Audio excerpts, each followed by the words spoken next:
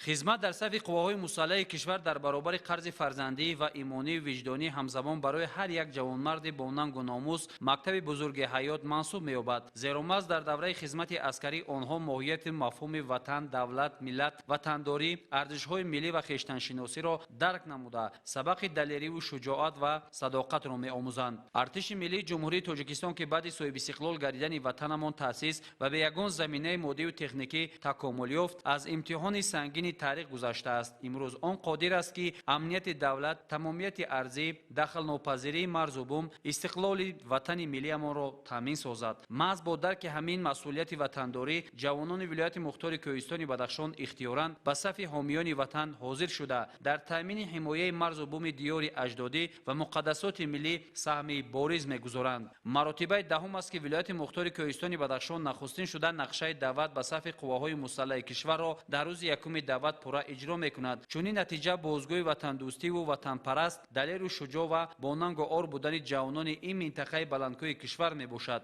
دارنده مدال نقره و برنجی در چمپیونات جهان در رشته گشتین کورش و 5 کرات چمپیون در شهر مسکو روسیه اوید با جودو هستند. دانشگاه تکنولوژی فدراسیای روسیه را با موفقیت ختم کرده امروز برای ادا کردن قرض وجدان در نزد وطن مادر از روسیه به ناحیه درواز آمدم. من همچون غالب مسابقه های جهانی در قطار دیگر جوانان غیور بدخشان میخواهم در صف ارتش ملی داخل شده خدمت حتمی حربی را با سر بلند ادا کرده و نزد والدینم برگردم. با ارتش ملی جمهوری تاجیکستان داخل شده با سر بلند خدمت نمایم، زیرا این مکتب برای هر یک جوانمرد قرض است. من همچون جوان یعنی دعوت شونده میخواهم که خدمت وطن مادر را سربلندانه ادا نموده و پیش پدر مادر تا به سلامت برگرد. جوانان ولایت مختار کوهستان بدخشان در صفهای ارتش ملی سربلندانه خدمت مادر وطن را ادا نموده با متانت و شجاعت خود ثابت می‌نمایند که آنها در تامین امنیت و حفظ مرز و بوم کشور عزیزمان همیشه آماده هستند.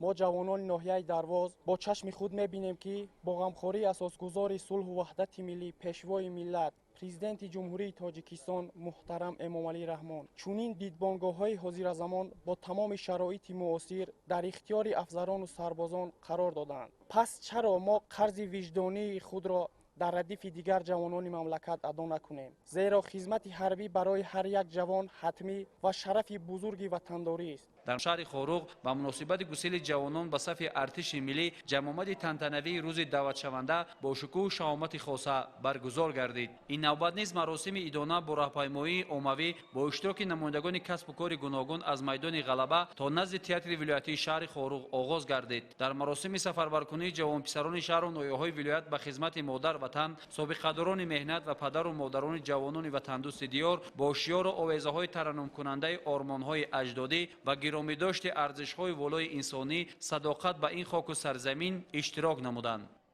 امروز خود اختیارانه خدمت وطن مادر کردم آمدم. باوری کامل دارم که منوچهر جان بعد خدمت ادای حربی برمیگردد و وطن مادر خدمت میکند. قواهای مسلح کشور یک از رکن‌های واقعاً بنیادی و مهمترین دولت و سپر با اعتماد تاجیکستان به حساب می‌رود. محض با شرافت صداقت و جسارت کسبی، فداکاری و جانساری و خدمت‌های شبانه‌روزی هیئت شخصی قواهای مسلح مملکت امروز در جامعه ما صلح و ثبات پایدار گردیده مردم زندگی آسایشته حالانه دارند. ما جوانان ناحیه مرغاب و وطن صادق هستیم. مورد به ذکر است که جوان مردان خودشناس ولایت با اقدام شایسته خود برای دیگر جوان پسران مملکت نمونه عالی انسان دوستی و میهن‌پرستی خود را دوام چند سال اخیر اثبات نموده در هر یک دعوت جهت اجرای سریوقتی فرمان سرفرمانده عالی قواهای مسلح مملکت گنرال ارتش محترم امامعلی رحمان به خدمت وطن مادر اختیاراً سفربر می‌گردند. در جمامت تنتنوی سفربرسازی جوانان ولایت به صف قواهای مسلح جمهوری تاجیکستان که به یک عید حقیقی ساکنان ولایت تبدیل یافته است خرد و بزرگ با مهر به اندازه اشتراک کرده و جوانان سربلند ولایت مختار کوهستان بدخشان رای سفید و خدمت بابرا را تمنا نمودند. افتخار دارم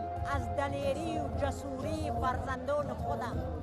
افتخار دارم از آن که فرزندان من امروز به صف ارتش ملی میروند و خدمت من بر این صدها هزارها میلیون ها مادران را میکنند. من امروز یک تن از مادران شهر خوروغ افتخار از آن دارم که پسر من برای حفظ خاک وطن به صف قوه‌های مسلح مملکت شامل گردید. در روز اول دعوت خود اختیارانه حاضر شدند و کمیسریات‌های حربی گواهی آنند که در حدود ولایت پیوسته کارهای ترغیباتی و تشویقاتی میان ختم کنندگان صنف‌های بالایی مؤسسه‌های تحصیلات میانه عمومی شهر و ناحیه‌های ولایت و والدین دعوتشوندگان گذرانیده می شود.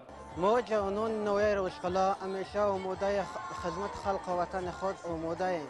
من امروز افتخار میکنم که عسکر بچه شدم. در مدت کوتاه‌ترین اجرا گردیدن نقشه دعوت به صف ارتش ملی بار دیگر اثبات آن است که جوانان سیاست خردمندانه پرزیدنت جمهوری تاجیکستان محترم امامعلی رحمان را همه‌جانبه پشتیبانی کرده با عزم و اراده قوی آماده حمایت این سرزمینی نیاگان میباشند. امروز در قطار دیگر جوان پسران به صف قواهای مسلح جمهوری تاجیکستان شامل گردیدند. خدمت در صف قواهای مسلح جمهوری تاجیکستان به ما درس مردانگی و شجاعت و صداقت به وطن را می‌آموزاند. خوشبختانه امروزها فرزندان نویه‌های درواز و مرغاب و شغنان، اشکاشیم و ونج و روشن روشقله و شهر خوروغ با درک بلند مسئولیت شناسی در یک روز بر حمایت وطن مادر سفربر شدند. از این رویداد فرافیزای خود اختیاران مادران سربلند ولایت بار دیگر باوری حاصل می‌کنند که جگربندان به کمال رسانیده‌شان چون سپری با اعتماد در اجرای عهده‌داری‌های حربی خود صادق می‌باشند.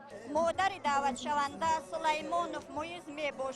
خدمت در صف ارتش ملی برای هر یک جوان پسر مکتب بزرگ خودشناسی و خودآگاهی است. ما مادران بدخشان سرفراز شکرگزار از آن هستیم که جگربندان ما نیز در وطن خود قرض فرزندی خویش را اجرا میکنند. پدر و مادران ولایت مختار کوهستان بدخشان از آن افتخار و بالیدروحند که فرزندان آنها در قطار دیگر جوانان شجاع میهن خاک مقدس کشور را از خطرهای احتمالی همه‌جانبه حفظ می‌نمایند و در تامین امنیت دولت سهمگزار می‌باشند. از جانب تشکیلات جمعیتی مددگار مدافع ولایت مختار کوهستان بدخشان به 130 دعوتشونده شهادتنامه رانندگی داده شد که آنها از این اقدام دوچند خرسند گردیدند. جوانان سفربر شده از عائله‌های زیایی و کارمندان ساختارهای دولتی 30% را تشکیل می‌دهند. جمع‌آمد تنتنوی گسیل جوانان ولایت مختار کوهستان بدخشان با تهیه برنامه فرهنگی جذاب و وطن دوستانه از جانب هنرمندان ولایت ادامه واقعی پیدا نمود. سرود و ترانه‌های دلاشوب، رقص و بازی نوازکاران و والدین آنها به مراسم دعوت بهاری دلیران متین اراده ولایت مختار کوهستان بدخشان به صف قواهای مسلح حسنی انجام بخشید.